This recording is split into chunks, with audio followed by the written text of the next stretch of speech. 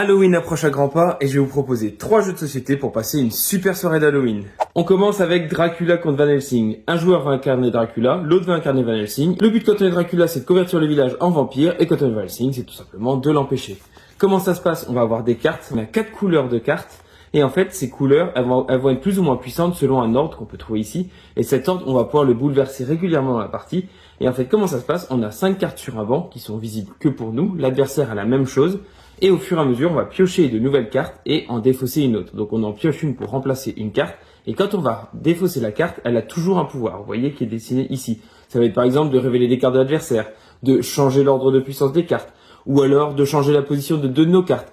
Il y a différents pouvoirs, c'est assez simple à comprendre et vraiment la mécanique elle est bien huilée, ça se passe tout seul, c'est vraiment très très sympa. Alors les premières parties je trouvais que Dracula était trop fort, mais en fait quand on s'habitue au jeu, c'est plutôt équilibré, vraiment c'est un excellent jeu. Avant que je continue, n'hésitez pas à liker, à partager, surtout à vous abonner pour me soutenir. Allez, on continue et on enchaîne avec un classique, c'est le loup-garou. Je trouve qu'en soirée Halloween, si vous êtes assez nombreux, c'est vraiment excellent, c'est toujours un très bon jeu.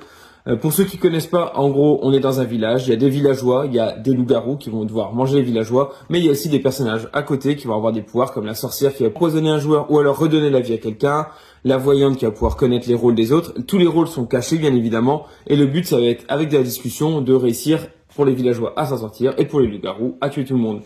C'est vraiment un classique du jeu et si vous êtes avec les bonnes personnes, c'est des super moments à passer. On finit avec un vieux de la vieille, mais il y a la version Xmol qui est sortie plus récemment, c'est Zombicide. Donc un jeu avec des zombies, quoi de mieux pour Halloween. L'idée ici, ça va être sur un plateau, vous allez incarner des personnages et vous allez devoir affronter des hordes de zombies tout en réalisant des objectifs, en ramassant des objets. Enfin, il y a plein de choses à faire, vraiment c'est un excellent jeu. C'est la coopération, donc vraiment ça a tout pour me plaire. Et j'espère que ça vous plaira aussi. En tout cas, pour Halloween, ça marche très bien.